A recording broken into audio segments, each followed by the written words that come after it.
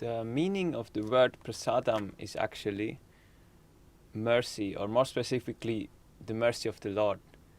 But what we mean is spiritual food. So often we hear, when I explain about this, people say that I offer a prayer before I eat my meal, and I say thank you, and in this way I sanctify my food.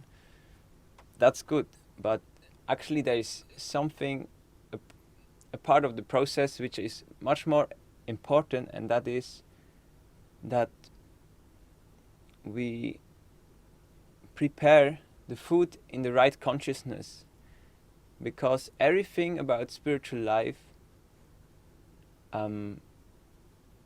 is, or actually in spiritual life everything is contained. That means every aspect of your life is covered. So you can use everything that you do in your life in a spiritual way. That's why also food can be prepared in the right consciousness, so that it's more favorable for advancing in spirituality. And how we do that is that we prepare the food not for ourselves, but for the supreme absolute truth, or for Krishna. So actually it's explained in the Bhagavad Gita by Krishna himself that the devotees of the Lord are released from all kinds of sins because they eat food which is offered first for sacrifice. Others who prepare food for personal sense enjoyment rarely eat only sin. Now that's quite a strong statement, but what it means is that whatever goal you want to achieve in your life, the best is always to connect everything with some spiritual principle. So if you offer food in a sacrifice and then it becomes sanctified, then all the things that you can achieve, like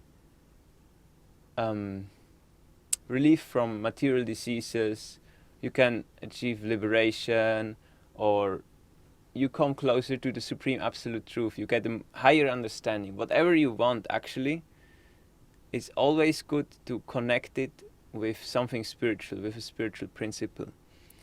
So we have heard many times from people who came into contact with spirituality through transcendental food, through prasadam. And although in today's society people are often very miserable, they're very reluctant to accept anything, any philosophy, any religion,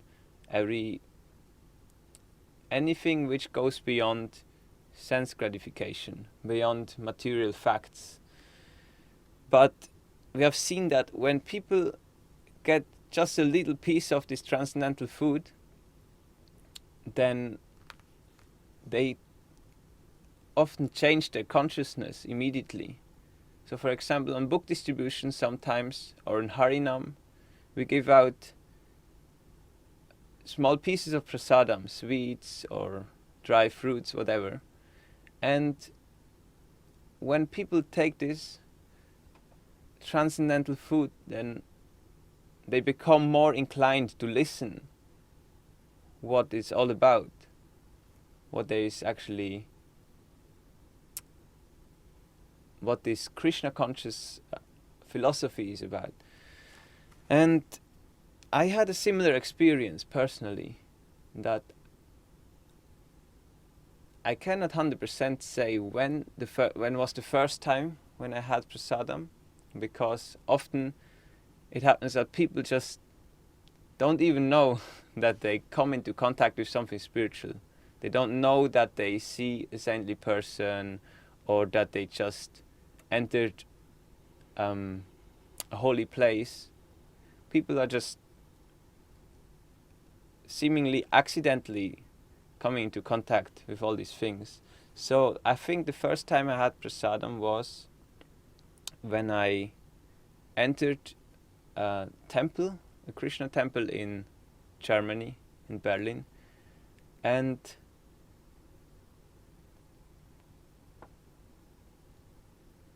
my experience is that I felt more interested in the philosophy. If you have any appreciation for any spiritual aspect for Krishna, for his devotees, for prasadam, anything spiritual is complete. It's non-different from the actual spiritual existence. So if you show some appreciation for something, then you automatically become more attracted to the whole spiritual existence. And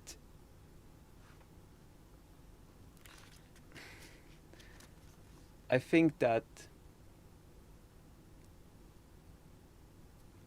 there's different things which can invoke some interest in spiritual life. There is books, there is kirtan on the street. Many people feel very much attracted by the kirtan, not only because it's music, but because it's actually something transcendental to anything material. Then prasadam. Prabhupada actually said, Prabhupada is the founder Acharya of International Society for Krishna Consciousness, and he once said that there's 3 things which will give people happiness, which will bring people to the spiritual understanding, and that is the holy name of the Lord, then sanctified food or prasadam, and then philosophy. And even sometimes in the past times of the Vedic scriptures, even Krishna or his representatives are giving examples how important it actually is to offer food in sacrifice. And on this picture we see Krishna actually sharing his Mahaprasadam with his friends. And in the past time it's explained that Krishna also took the prasadam from his friends. So he gave his Mahaprasad and he took his friend's Mahaprasad, because that's how a relationship is established, when we share something. And there's different projects in our society which support that distribution of transcendental literature, transcendental food, and distributing the holy name as wide as possible, because that is the purpose of Lord Chaitanya's movement, to give transcendental happiness to people. In this material world there is some happiness, but it is always temporary. The difference between spiritual and material is that spiritual means it is eternal, it is full of bliss, and it is full of knowledge. Material means that it is temporary, it has a beginning and it has an end, and it is very limited. So that's actually the purpose of this movement. It's not to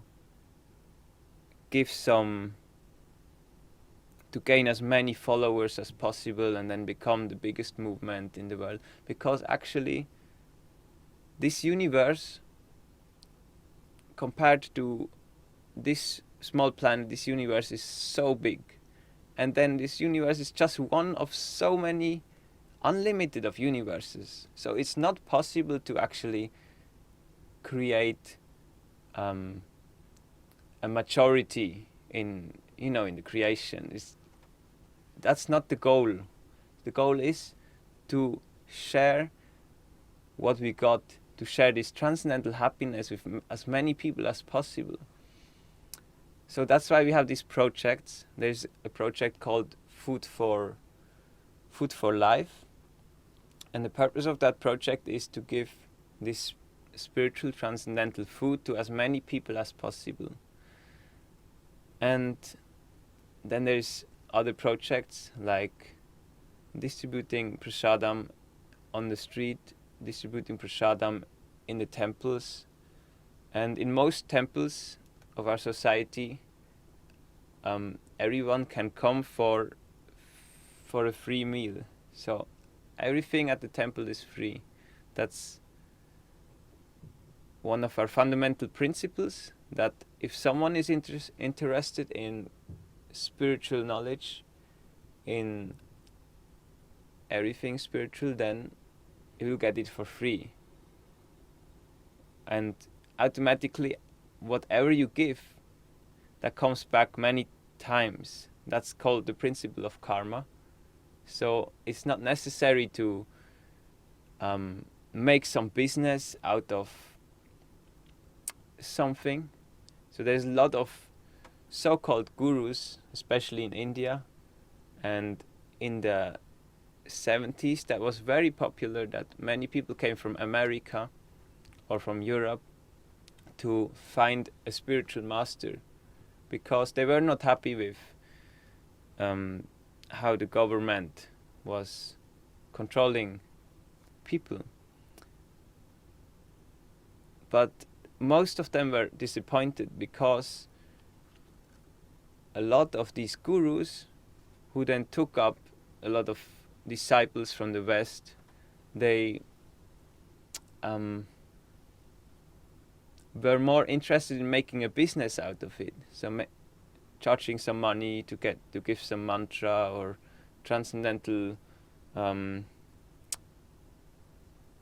to attain self-realization within 6 months if you give me this and this. So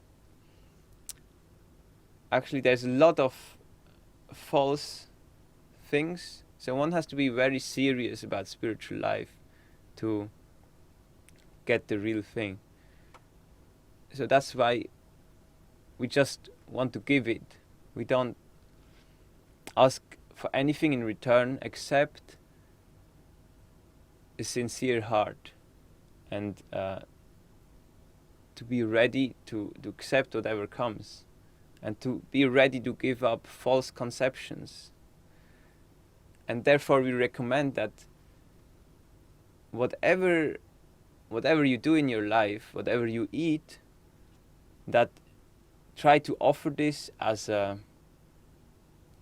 just as a child offers to his parents something, some painting or whatever. Just try to offer everything as an offering to the Supreme Lord, Krishna. Hare Krishna.